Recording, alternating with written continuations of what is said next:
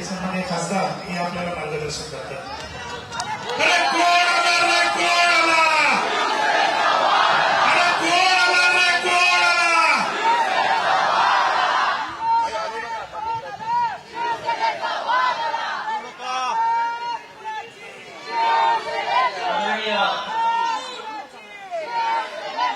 शिवसेना पक्षप्रमुख उद्धव ठाकरे हो दादा आणि त्यांच्या स्वागतासाठी जमलेल्या हजारो निष्ठावंत शिवसैनिक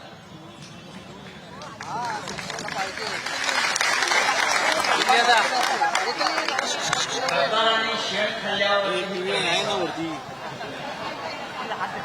हॅलो आणि उद्धवजी सगळ्यात आधी कुठे आले असतील तर ते भांडूपला आलेले आहेत. ऑडिओ नाही दिलाय तो सेमच. एक निष्ठा काय असते, निष्ठा काय असते ऑडिओ कसं दिलाय तसं हे इथे जमलेल्या सामान्य शिवसैनिकांकडून गद्दारांनी शिकायला पाहिजे. मला कोणीतरी विचारतं की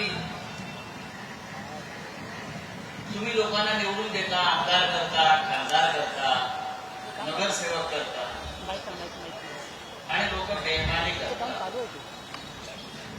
मी त्यांना सांगितलं एकनिष्ठ राहायला आई नेक आणि बाप एक असावा लागतो. आई नेक आणि बाप एक असेल तर तो एकनिष्ठ राहतो. मला वाटत नाही की इकडल्या खासदारांच्या बाबतीत ते आहे. कालच त्यांना मी पाहिलं टीव्हीवर, एका लग्नाला गेले होते मोठ्या त्या बीकेसी मधल्या, काळे कपडे घातले होते आणि पुढे 50 बॉडीगार्ड, मागे 50 बॉडीगार्ड. दिल्लीच्या शिवसेनेच्या मिटिंगला आले नाहीत तेव्हा लपून बसले, पण आता मुंबईमध्ये मिंध्याने दिलेली Y+ सिक्युरिटी घेऊन फिरतात. Y+, तुम्ही Y+ घ्या पण तुमची YZ होणारच आहे. Y+ आम्ही कधी YZ करू? काय करणार म्हणे? शिवसेनेमध्ये आता राडा करण्याची ताकद आहे का असा प्रश्न विचारला. राडा करण्याची ताकद आजही बाळासाहेब ठाकरेंच्या, सन्माननीय उद्धव ठाकरेंच्याच शिवसेनेत. आणि जर ती ताकद नाही मग बिळात लपून का बसला? Y+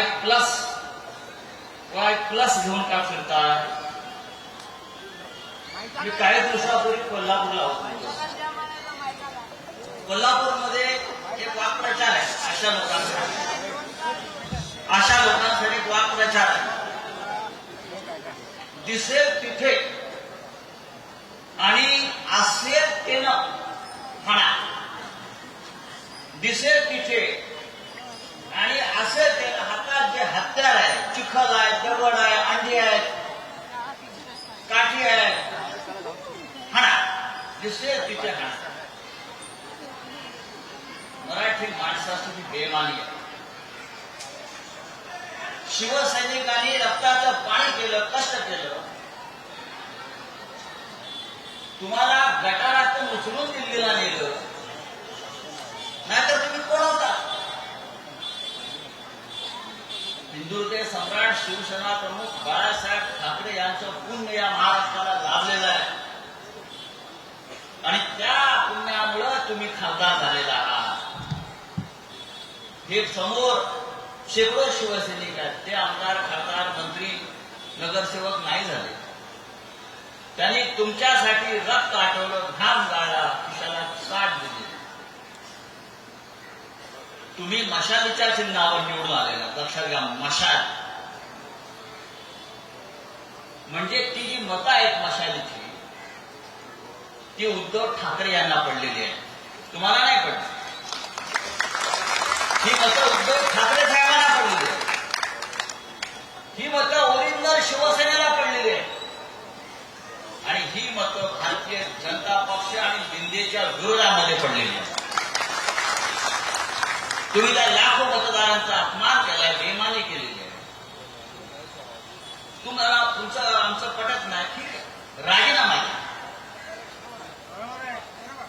तुम्ही राजीनामा द्या आणि तिकडे जायचं आहे ज्या उकिरड्यावर फुंकायला, ते उकिरडा फुंकायला जा. आमचं काही नाही.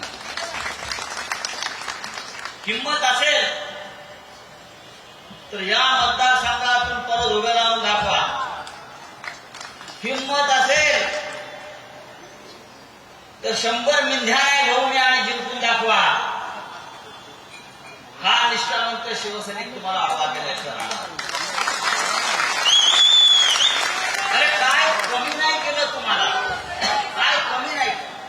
उद्धवजींनी प्रेम दिलं, शिवसैनिकांनी प्रेम दिलं, आदर दिला, सन्मान दिला, प्रतिष्ठा दिली. आपल्या मुलीला नगरसेवक केलं, स्वतःला खासदार केलं. पक्षामध्ये मान सन्मान सगळं मिळालं, महाराष्ट्रात मिळालं. आणि जेव्हा पक्ष संकटात आला तेव्हा सगळ्यात आधी तुम्ही पळून गेला. याची इतिहासात नोंद राहील आणि इतिहासात तुम्हाला कोणतंही स्थान राहणार नाही. तुम्ही गद्दार म्हणूनच, बेमान म्हणूनच तुम्ही यापुढे ओळखले जाल.